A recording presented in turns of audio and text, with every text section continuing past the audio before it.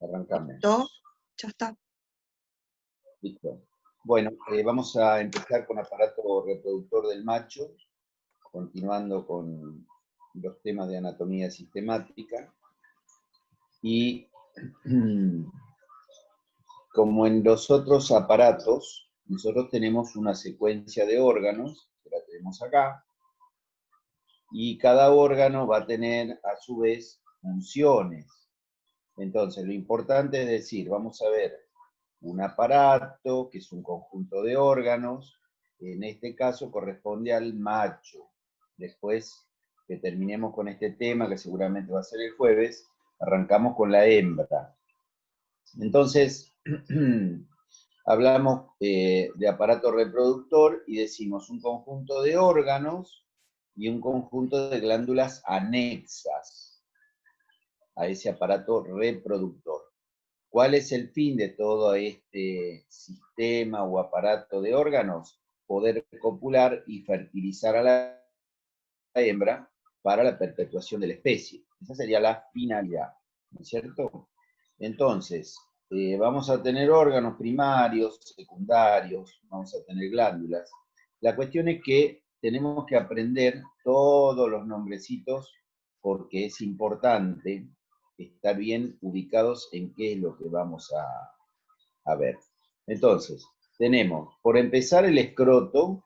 Podemos empezar por cualquier parte, ¿no? Pero el escroto, que sería la bolsa que envuelve a los testículos, que son los órganos primarios del macho, y a partir de los testículos, un sistema de conductos para llevar esos espermatozoides hasta depositarlos en el tracto genital femenino, o bien, como estaban viendo en el video, los que estuvieron un ratito antes, hacer la extracción de ese semen y llevarlo a un laboratorio para diluirlo, para generar algunas pajuelas, para generar pastillas de semen y poder mejorar la cantidad, digamos, de reproductores, de la utilización de esos reproductores, mejorar en cuanto a la dilución del semen y producir muchas pastillas o muchas pajuelas con un solo salto del animal.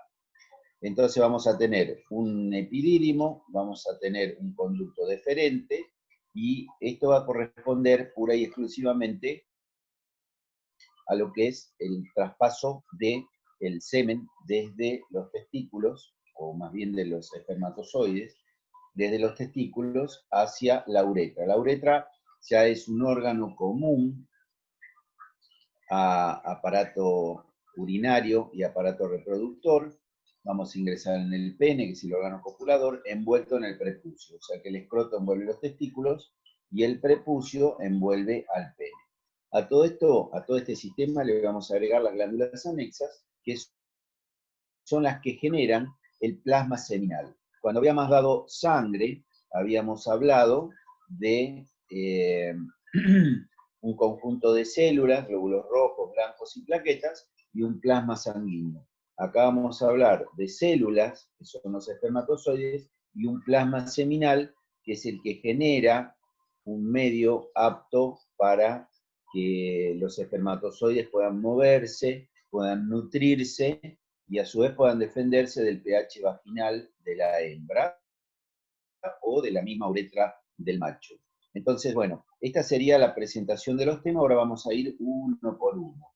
Entonces, escroto, testículo, epidídimo, conductos deferentes, vamos a desembocar en la uretra, nos metemos en el pene y está envuelto en el prepucio. A todo esto le agregamos las glándulas anexas, que las vamos a ver seguramente el jueves. Entonces, arrancamos con el escroto. ¿Qué es el escroto? El escroto o bolsa escrotal es lo que envuelve a los testículos, es de piel sumamente fina, muy delgada, que reviste los testículos y permite que estos puedan intercambiar la temperatura, al ser tan fina, intercambiar temperatura con el medio ambiente. Vamos a ver que los testículos necesitan tener menor temperatura que la temperatura propia del abdomen, por eso es que están ubicados fuera de esa cavidad abdominal, que es la que genera más temperatura. Entonces, vamos a ver incluso que está recubierto por pelos muy finos, muy pequeños, es muy untuosa al tacto, porque tiene glándulas sebáceas, que le dan esa untuosidad característica, y el color del escroto va a ser acorde a la raza con la que estemos trabajando, puede ser que esté pigmentada o no. ¿Qué partes tiene esa piel de afuera hacia adentro? ¿O qué parte tiene el escroto de afuera hacia adentro? Vamos a tener la piel, que es la capa más externa. Después en la piel hay una túnica que se denomina dartos, que son fibras musculares lisas. Cuando hablamos de fibras musculares lisas, estamos hablando que estas se contraen o se relajan. Por lo tanto, la piel de ese escroto va a estar más laxa o más comprimida, acorde a la temperatura que tenga que regular, si hace mucho frío, si hace mucho calor. Bueno, una vez que nosotros planteamos estas dos membranas, que son o túnicas, vamos a ver que en la medida que los testículos vinieron desde cavidad abdominal, acuérdense que las gónadas, como así se las llama, a los testículos y a los ovarios en etapa embrionaria y después en etapa fetal, los primeros estadios, están ubicados en cavidad abdominal. Los ovarios se van a quedar ahí, en esa cavidad, pero los testículos tienen que viajar y en ese viaje van a salir de esa cavidad abdominal pasando por un conducto que se denomina canal inguinal. Canal inguinal que lo vamos a ir viendo. La cuestión es que estos testículos, al viajar y salir de la cavidad abdominal, arrastran la túnica vaginal común, que corresponde al peritoneo, perdón, vamos con esta primero, perdón, que no sé el nombre, la fascia escrotal, que es la que estaba queriendo decir, que arrastran la parte del músculo oblicuo abdominal interno. Cuando ustedes hacen abdominales, tenemos varios músculos que cierran el abdomen, que son los que se comen cuando comemos el vacío, y todo ese abdomen posee músculos que son el recto, el transverso y los oblicuos. Bueno, cuando los testículos van viajando, se llevan la fascia era la membrana que envuelve a los músculos, es una membrana bastante gruesa de tejido conectivo, y acá los testículos arrastran esta membrana y se la llevan quedando envuelta como tercer membrana. Entonces tenemos piel, túnica dartos, fascia escrotal. Y después, si ustedes piensan en la cavidad torácica, teníamos la pleura parietal y la pleura visceral. Acá vamos a tener el peritoneo parietal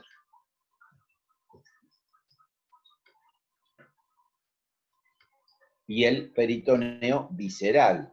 Entonces tenemos dos capas más. Entonces tenemos piel, la capa de músculo, la túnica dartos, la fascia escrotal, que corresponde a los músculos oblicuo-abdominales internos, la túnica vaginal común, la propia, y por último, como todas las glándulas que veníamos viendo, hay una membrana que envuelve a los testículos, que se llama túnica albuginea, que también va a llamarse de esta forma la membrana que reviste los ovarios. Entonces, las dos gónadas están envueltas en la túnica albuginea.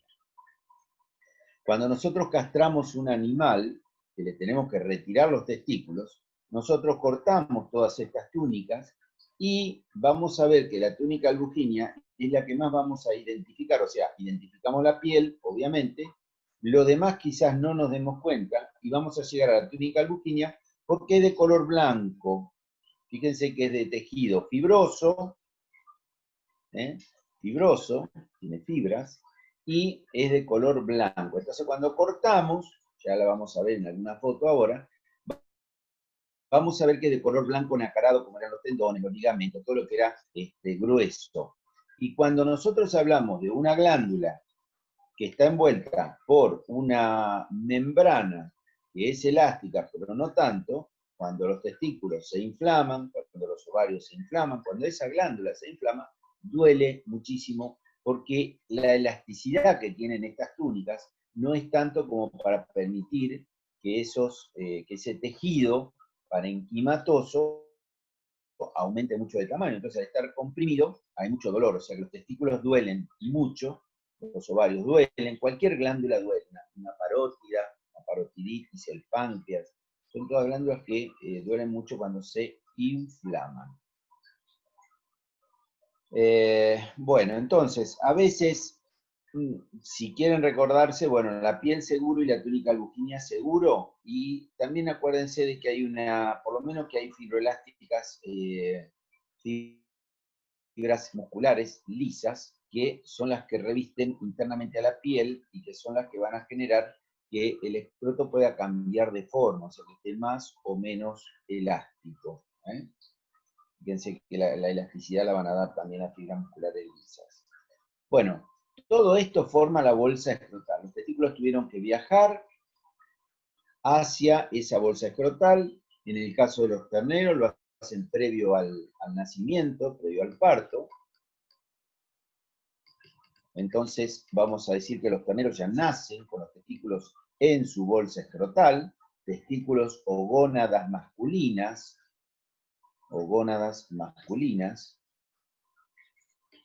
testículos o gónadas masculinas, y acuérdense que las hormonas que actuaban sobre las gónadas se las denominaba gonadotrofinas, que eran de origen hipoficiario, las que venimos estudiando hasta ahora. Gonadotrofinas hipoficiarias, que eran la folícula estimulante y la ICSH o luteinizante. Ahora la vamos a ver también más en detalle, porque es importante que lo entiendan. Entonces, ¿qué decimos de los testículos o gónadas masculinas? Bueno, primero, que son los órganos sexuales masculinos primarios. ¿Qué quiere decir primarios? Y que a partir de ellos se desarrolla el resto de lo que serían caracteres sexuales secundarios. Un macho es macho porque tiene los testículos, pero a su vez yo lo veo y digo, es macho porque tiene caracteres sexuales secundarios. Por ejemplo, tiene el pene desarrollado para la cópula. Entonces, tiene que quedar muy claro que hablar de testículos o de ovario en el caso de las hembras, es lo mismo, las gónadas, son los elementos primarios y a partir de ello viene el dimorfismo sexual que corresponde a uno o a otro, totalmente distintos. Entonces, a partir de estos órganos primarios se desarrolla todo el sistema copulador y las glándulas anexas que veíamos hoy al final de la clasificación. Vesículas seminales, próstata, glándulas de Cooper, etc. Entonces, primario está y secundario está. Todo lo que veo de un macho es secundario a los testículos, incluso el carácter agresivo, nervioso, etcétera, etcétera, va a ser secundario a esa generación de hormonas masculinas de los testículos. Muy bien. ¿Cuántos testículos hay? Dos, uno derecho, uno izquierdo. No es ninguna novedad, pero tenemos que saber cuál es el derecho y cuál es el izquierdo. Entonces volvemos a lo mismo que hablábamos en las primeras clases. ¿Cuál es el testículo derecho? El derecho del animal. No, si yo estoy de frente, miro y me confundo. El derecho es el derecho del animal y el izquierdo es el izquierdo del animal. Están ubicados en la región inguinal. Creo que si ya van estudiando regiones, que hay algunas preguntas de examen que hoy les vamos a ver, ya vamos viendo que están en la región inguinal. Todos los animales tienen los testículos en la región inguinal, y bueno, la mayoría de las especies sí, en algunas no tanto, pero en el caso de los bovinos, los testículos son muy pendulantes, son muy grandes, muy pendulantes, son ovoideos, ¿qué quiere decir? Que tienen forma de huevo, aunque en algunas razas bovinas, como las índicas, los testículos son más bien alargados. Entonces, si yo nunca me voy a acordar de esto, el día que vea un testículo de alguna de estas razas símicas, voy a pensar que estoy viendo, no sé, una banana dentro del escroto, porque son bastante alargados, no son tan ovoideos. Entonces hay que tener en cuenta eso. Tengo que hacerme una idea mental de lo que voy a ver. Si voy a ver una raza, tengo que saber qué raza es, para ver dónde tienen que estar esos testículos. Si veo que están muy descendidos, y no me quiero pasar sin decirles lo que tenía pensado, que están en la región inguinal, les dije, ¿no es cierto? Y que en el caso de las razas bovinas son bastante descendidos. O sea que yo puedo ver los testículos del toro desde lateral, casi desde cráneo lateral, bien desde adelante. Van a ver unas visiones, unas fotos, y puedo verlo desde caudal también. En otras especies no pasa eso. Como en el caso del equino, que tengo que agacharme incluso a veces para mirar los testículos del animal, están bien pegados a la región inguinal. Y en el caso de los cerdos, los tengo que ver desde caudal. Desde lateral los puedo ver, pero de craneal no lo voy a ver porque están ubicados muy en caudal por debajo del ano. Entonces, ¿qué es lo que estamos tratando de decir con esto? Y que seamos observadores. Párense adelante de estos animales, cuando van a una exposición rural, miren, aprendan a ver qué tan descendidos están los testículos. Hay toros que tienen los testículos muy descendidos, eso no lo podemos comprar porque vamos a tener problemas, por más que el toro sea hermoso. Van a ver, como incluso estaban viendo en una de las películas, de los videos que estábamos viendo, que el prepucio es tan descendido que arrastra, no digo arrastra el piso, pero sí va a estar en contacto con los pastos duros, con espinas que hay en el piso, y se van a inflamar y va a generar alguna infección que puede costarle la reproducción al animal. Entonces, estamos hablando de que testículos o gónadas. Es muy importante que entendamos el tamaño que tienen que tener, 15 centímetros, 20 centímetros, por 5, por 10, son grandes, son muy grandes. Y fíjense acá que se mide el desarrollo testicular. Cuanto más grande es, voy a pensar que es directamente proporcional a la actitud reproductiva del animal. Un testículo, como van a ver ahora, el testículo produce espermatozoides y hormonas. Más grande es el testículo, más espermatozoides produce y más hormonas produce. Entonces, hago esta medición, que es el diámetro testicular, para realmente conformar una estrategia de compra al momento de elegir los reproductores.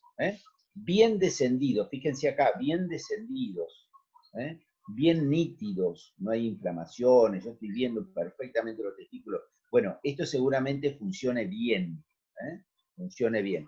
Ahora, si tengo que elegir entre dos animales que son parecidos, y quizás el que tenga testículos más grande va a ser el que mejor prestaciones nos dé al momento de servir las hembras. Así que hablamos de tamaño, circunferencia, forma y relación directa con la producción de gametas y hormonas masculinas.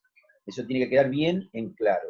En otras asignaturas lo van a volver a ver y le van a profundizar seguramente con todo este tema.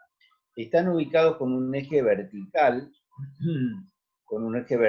o sea que los testículos ovoideos están descendidos con un eje vertical, y lo que van a generar, acá lo tienen, lo que van a generar es las gametas masculinas, llamadas espermatozoides, y las hormonas masculinas, llamadas testosterona. Testi viene, todo lo que sea testi o testo, significa referido al macho, referido a las hormonas esteroideas, a la testosterona, acuérdense que eran de origen lipídico y derivadas del colesterol. ¿Se acuerdan? Esteroideas derivadas del colesterol. Bueno, en este caso, acá en la fotito que vemos, estamos viendo el testículo, uno de los testículos, otro de los testículos dentro de la bolsa escrotal, y al cortar, fíjense que al cortar esa bolsa escrotal, solamente se visualiza esta membrana blanca nacarada que se denomina albuginia, túnica o membrana albuginia.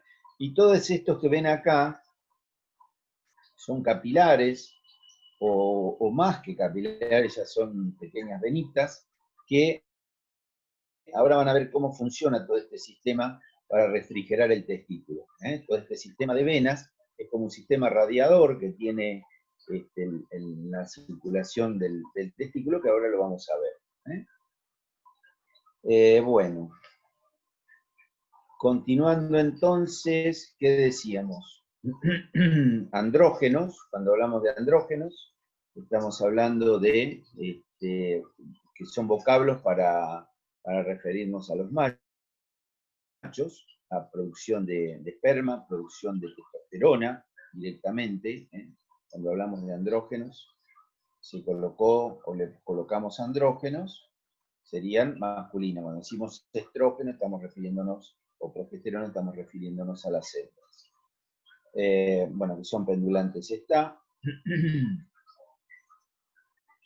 ¿Qué finalidad tiene que los testículos estén fuera de la cavidad abdominal?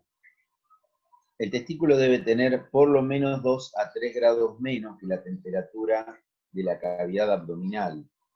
2 a 3 grados menos. Entonces deben salir forzosamente de la cavidad abdominal y terminar alojándose en la bolsa escrotal.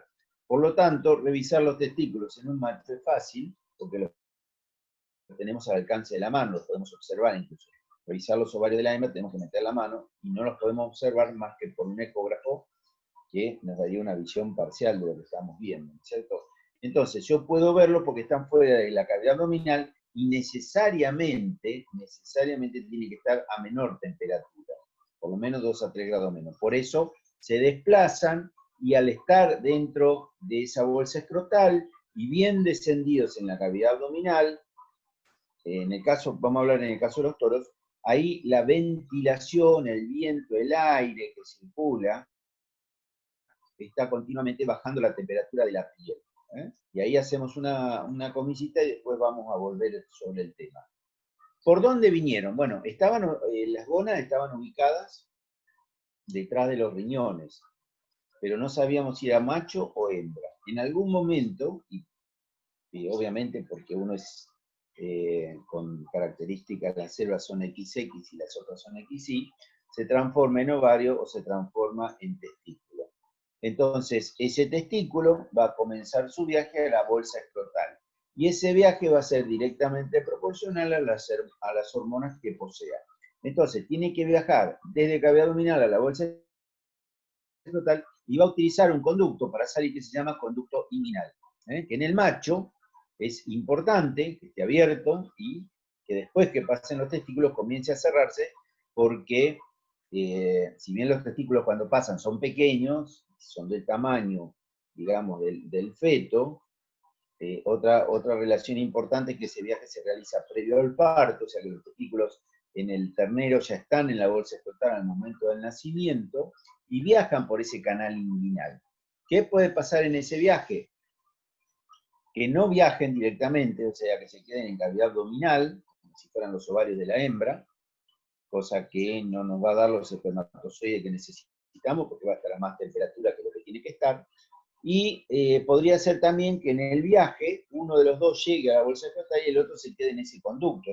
Es como un túnel formado por músculos con dos orificios, y va viajando y puede quedar uno de esos testículos trabado en ese conducto inguinal, en alguno de esos orificios, porque hay uno externo, otro interno, como si fuera un túnel, hay una entrada y una salida del abdomen, y ahí vamos a tener problemas. ¿Qué problema vamos a tener? Primero, yo miro desde el exterior, fíjense el toro que tenemos acá, miro desde el exterior, veo los dos testículos, perfecto. Ahora, si tuviera uno solo, ¿cuál es la pregunta? ¿Y el otro dónde está? Che, ¿se lo sacaron? ¿Qué pasó? ¿Se lastimó y se lo sacaron? No, nunca le bajó. ¿Y qué quiere decir que no le bajó? Estaba en cavidad abdominal, vamos a hacer el viaje con el cursor, estaba en cavidad abdominal y tendría que haber hecho este viaje y llegar a este viaje un poquito más directo, ¿sí? Y llegar a la bolsa escrotal. Y bueno, en algún recorrido se quedó. Entonces, ¿cómo le voy a llamar a esto criptorquidismo? Más comúnmente se habla de monorquidismo, monórquido, monórquido cuando es uno solo. Entonces yo digo, veo uno solo. Si no veo ninguno, estoy hablando de un criptorquidismo bilateral. Y si no, estoy hablando de un monórquido, o sea que tiene un solo testículo. Y el otro, como les decía, ¿dónde está? Y puede estar en el canal inguinal o puede estar en cavidad abdominal. Bueno, como la bajada de los testículos es directamente proporcional a las hormonas que posee el animal, si tiene pocas hormonas ya no me va a servir. Entonces, primero que voy a tener problemas porque van a ver que la temperatura afecta directamente a la producción de espermatozoides. Entonces, si me afecta la producción de espermatozoides, yo no me puedo quedar con este toro. Ya desde ternero no me lo puedo quedar. Entonces lo tengo que eliminar del establecimiento, retirarlo, no elegirlo por lo menos. Entonces ya tenemos otro elemento más. Bueno, yo elijo a los toros porque tienen buenos aplomos, buena musculatura, tienen los dos testículos en la bolsa escrotal, los testículos son grandes, ya voy colocando dentro de la elección de estos animales, estoy colocando ya otras cuestiones, porque yo ya estoy mirando las características que tiene este animal en cuanto a qué, a esto que llamábamos caracteres sexuales primarios, los dos testículos, y el resto que va a ser caracteres sexuales secundarios. Por ejemplo, el pene, órgano copulador, ¿es primario? No, es secundario. Sin testículos no hay pene que valga. ¿Estamos de acuerdo? Entonces, primario, testículo. Y todo lo demás a partir de esto. ¿Por qué todo lo demás? Y porque acá va a estar la testosterona, que es la que genera todo el resto. Entonces, bien sabido eso, porque aparte son preguntísimas de examen, ¿Estamos? Bueno, entonces, pero ¿qué pasa entonces, profe? Yo elijo, acá lo elijo porque tiene los dos testículos, bla, bla, bla. Y si fuera un animal de deporte, como un caballo, y bueno, no me importa, se lo saco al otro testículo donde estoy ubicado, se lo saco porque lo que me interesa es que el animal corra, no que reproduzca. Entonces estamos eligiendo con parámetros distintos. Si después es buen deportista y lo puedo hacer servir con un solo testículo, que no habría ningún problema, bárbaro. Pero ahora van a ver que el aumento de temperatura en los testículos genera pocos espermatozoides y mucha testosterona, con lo cual van a tener animales tremendamente indóciles. Tremendamente indóciles. Y si está en el canal inguinal, imagínense el dolor que puede tener el animal al ejercer un ejercicio físico intenso, ¿no? Corriendo, por ejemplo. Bueno, entonces, ahí los tenemos, fíjense, desde el cráneo lateral, lo podemos ver. Y fíjense acá, en este caso, el prepucio está casi tocando el piso. Entonces, este animal, muy buenos testículos, muy bueno esto, lo otro. Para esta zona que tenemos pastos cortitos no habría ningún problema. Pero si estamos en zona de monte, donde hay mucha espina, etcétera, etcétera, esto, como en el video que tienen, va a terminar con una cirugía que es recontra traumática. Bueno, vamos al testículo. ¿Qué es el testículo entonces? El testículo es una glándula de secreción interna, sí, ya lo dijimos. ¿Qué más? ¿Que está envuelta en una túnica lujígena, como ustedes ven acá? Sí. Este es un testículo y este es un corte transversal. Cuando yo hago el corte transversal voy a tener una parte medial, un mediastino testicular, que no me interesa mucho ese tema, sí que este testículo, todos estos testículos, es como si fuera un ovillo de lana o de hilo. ¿Y qué tengo en un ovillo de hilo? Y tengo hilos, obviamente. Si es un ovillo de lana, tendré lana. Cada una de esas hebras, imagínense que ustedes corten un ovillo, no un ovillo, un ovillo transversalmente, van a tener esto que ustedes ven acá, que dicen, yo no entiendo lo que es esto. ¿Qué es esto? ¿Es glándula? Sí, es glándula. Bueno, al ser un ovillo, son como kilómetros y kilómetros de tubos. Vamos a ir a la foto que viene. Fíjense, si yo hago un acercamiento macroscópico, tengo el corte transversal de todos esos tubos. Presten atención, esto sería un tubo. ¿Un tubo qué? ¿Cómo se llama? Se llama tubo seminífero, porque en el interior se generan las células que van a formar el semen. ¿Qué es el semen? El semen es, les repito, como si nosotros dijéramos, ¿qué es la sangre? La sangre son células y plasma sanguíneo. ¿Qué es el semen? El semen son células y plasma seminal. Esas células llamábamos espermatozoides. Entonces, vamos a tener en ese corte infinidad de tubos cortados transversalmente, y entre medio de esos tubos, fíjense acá, tienen células, miren, células intersticiales o de Leydig. Células intersticiales o de Leydig. Ajá, macanudo. Entonces tengo dos cuestiones acá. Una que es lo que está dentro del túbulo, y otro lo que está fuera del túbulo. Lo que está dentro del túbulo va a ser órgano blanco de la hormona folículo estimulante. Órgano blanco de la hormona folículo estimulante. En la hembra desarrollaba los folículos, en el macho desarrolla o la, sí, está bien, cualquiera de los dos. La reproducción del, ahora sí, masculino, epitelio germinativo o espermatogonias. Las células madre de los espermatozoides, o abuelas serían, van a ver después, serían las espermatogonias. ¿Y dónde están?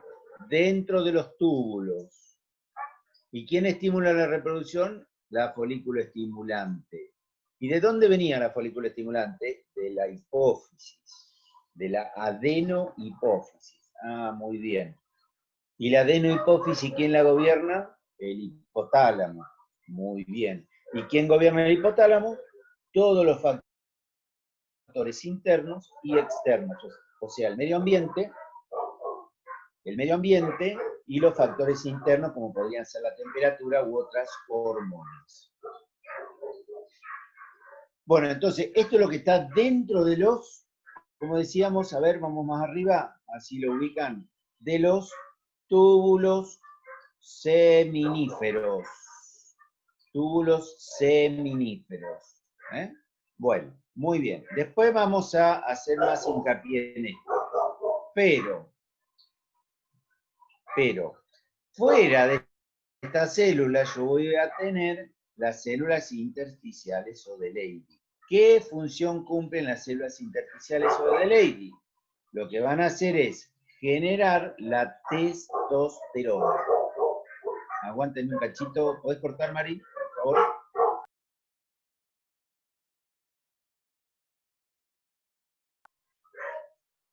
¿Podés cortar, Mari, por favor?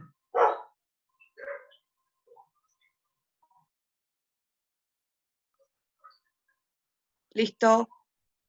Bueno, entonces, retomando, teníamos por un lado las células intersticiales y por el otro vamos a tener los túbulos. Cada uno de esos es órgano blanco de diferentes hormonas. Por un lado, acá, adentro, la espermatogénesis va a ser causada por la folícula estimulante. Y la producción de testosterona va a ser causada por las hormonas estimulantes de las células intersticiales, que era la LH o luteinizante, estimulante de las células intersticiales o de Leydig.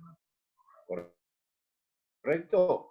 Bueno, entonces, si bien lo habíamos visto el otro día, ahora estamos mejorando un poquito la visión, siempre despacito, tranquilo. Y en el interior yo voy a tener sobre la pared de los túbulos, voy a tener las células madre que van a ir formando diferentes células que van a ir yendo hacia el centro de ese tubo para ir transportándose y para después en algún momento salir del testículo. Ahora, ¿cómo se generan esas células? Esas células se van a generar en un proceso que se denomina espermatogénesis, ¿sí? O sea, formación de esperma, en realidad espermatozoides. También la podemos llamar espermatocitogénesis. Vale, perfecto, cualquiera de las dos. Entonces, ¿qué es ese proceso? Ese proceso, y acá van a tener que recordar algunas cuestiones, ese proceso es el que se realiza a través de los procesos reproductivos celulares, como son la mitosis y la meiosis. Entonces, yo voy a ingresar a un sistema de reducción de número de cromosomas que lo vamos a denominar meiosis, al sistema reduccional. O sea que yo, de una espermatogonia que es 2n número de cromosomas, tengo que llegar a un espermatozoide, que es la gameta masculina, con n número de cromosomas, para que al juntarse con el n número de cromosomas del óvulo me vuelva a dar una célula somática. Después repasen esto que dije despacito. Entonces yo tengo que las células somáticas son 2n, pero las gametas son n. Por lo tanto, voy a necesitar en algún momento realizar a través de la meiosis la reducción de los cromosomas a la mitad, sí o sí. Este tema lo habrán visto o lo verán mejor en genética, y en botánica también lo han visto. Tendrían que haberlo visto por lo menos, por lo que yo tengo entendido, salvo que no hubieran dado las correlatividades. Entonces, ¿qué es lo que me está garantizando la espermatogénesis? ¿Quién me garantiza la espermatogénesis? La folículo estimulante. ¿Qué va a pasar con esas células madre o espermatogonias? A ver, la espermatogonia primaria, esta que está acá, la vamos a llamar A0. Esa A0 nos va a dar una espermatogonia A1 activa y una espermatogonia A2 inactiva. Vamos al dibujito que lo van a entender mejor. Ahora volvemos a esto. Esto no, vamos a ir. Esto no, vamos a seguir un poquito más adelante. Acá. Entonces, yo voy a tener una célula A0, como esta originaria. Fíjense, esta célula me da dos iguales, esta y esta. Esta que está acá sigue la vía de la meiosis para generar individuos haploides y esta segunda se vuelve a comportar como esta célula madre.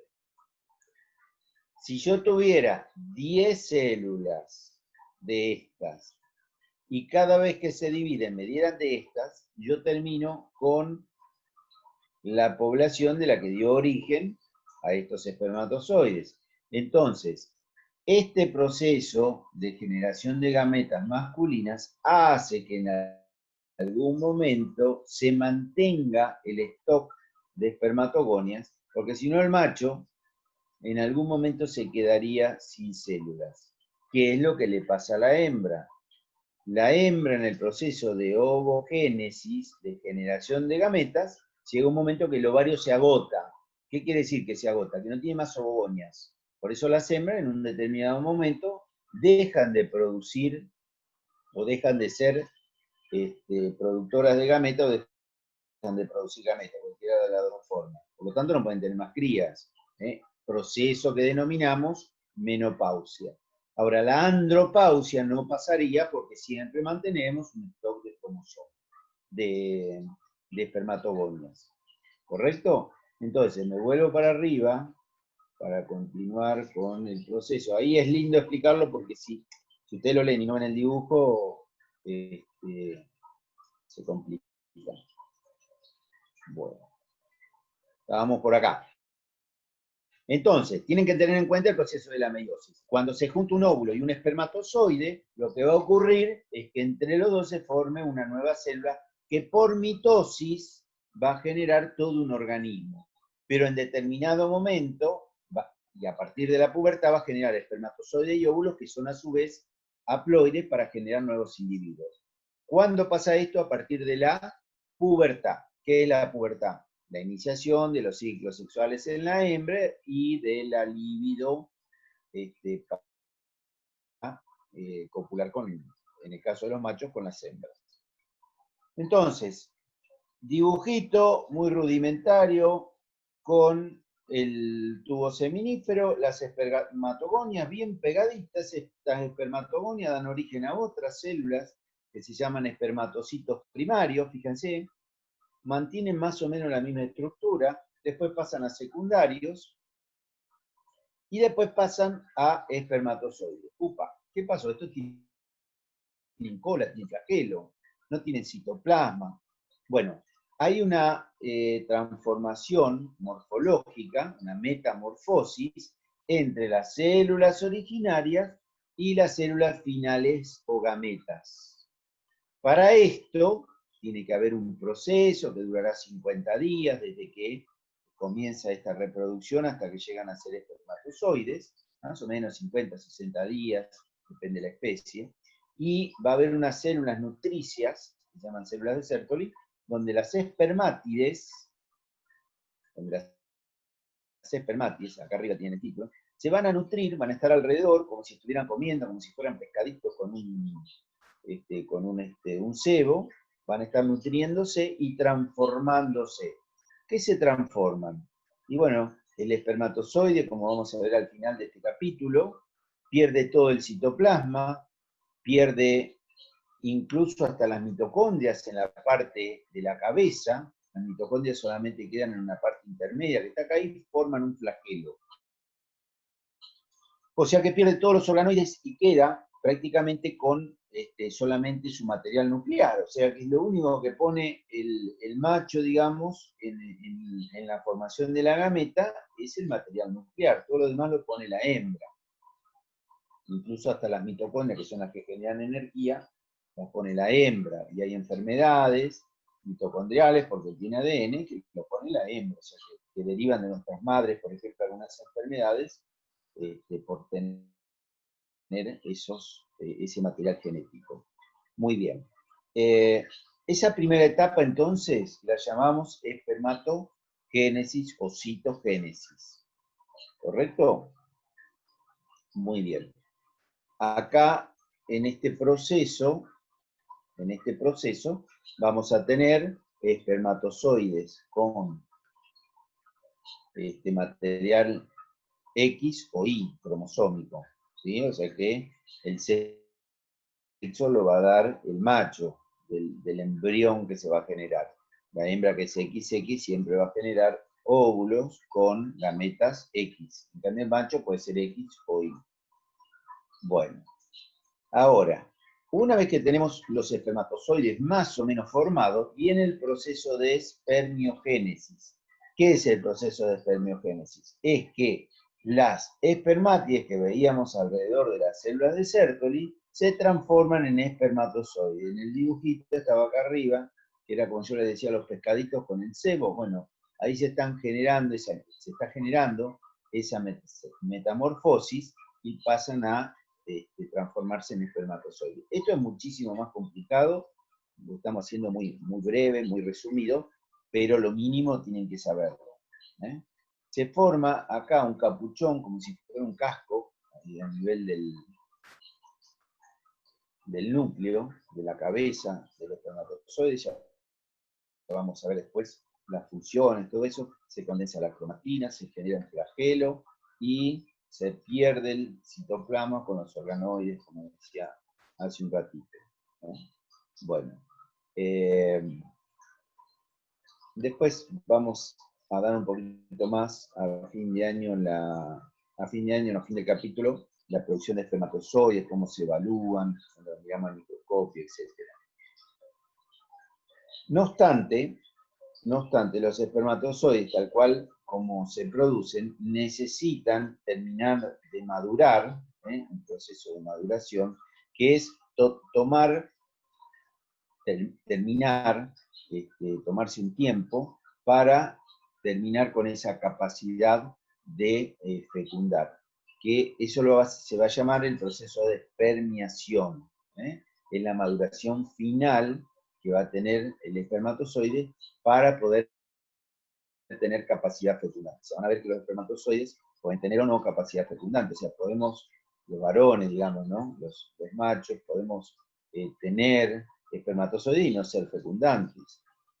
Podemos tener pocos, podemos tener inmóviles, esos espermatozoides deben moverse, deben tener vitalidad para poder fecundar. Entonces, en el caso de los machos, cuando se hace el estudio del semen, se estudian las células y se ve que tengan esa potencia, digamos, de movimiento, etc. Entonces, acá tienen dos cuadritos, así teníamos de verlos, y hacemos un pequeño recreo. Entonces decimos espermatogénesis. Estímulos externos e internos van a ir al hipotálamo. El hipotálamo genera los factores liberadores, NRH, para que la hipófisis genere la folículo estimulante. Esta hormona folículo estimulante es la que nos va a influir en el testículo para producir las gametas masculinas. ¿Cuáles son los estímulos internos? ¿Cuáles son los estímulos externos? Ya lo habíamos hablado. Los internos hablamos de energía, de vitaminas, de minerales, de factores liberadores, pero a su vez después teníamos los factores externos que venían con los olores, que venían con la temperatura, las horas luz, etcétera, etcétera. Acuérdense que teníamos que tener los animales en contacto con la naturaleza y ellos a través de los olores, de los sonidos, buena cantidad de agua, etcétera, etcétera, hacen que se generen todas estas liberaciones hormonales. Es el primero de los cuadros. Y el segundo es la espermiogénesis, que es a partir de la hormona ICSH. Esa hormona ICSH estimula las células de Leydig, generan testosterona, y esta testosterona es la que genera la espermiogénesis. O sea que va a influir directamente en el traspaso de espermátide a espermatozoide.